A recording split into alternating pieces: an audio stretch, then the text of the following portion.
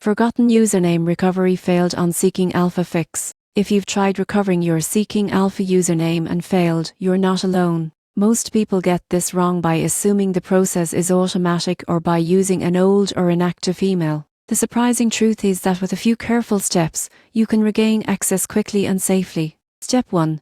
Go to the Seeking Alpha website or app and click on Forgot Username. Enter the email address linked to your account. Seeking Alpha will send a recovery email containing your username or a secure link to reset your login information. Step 2.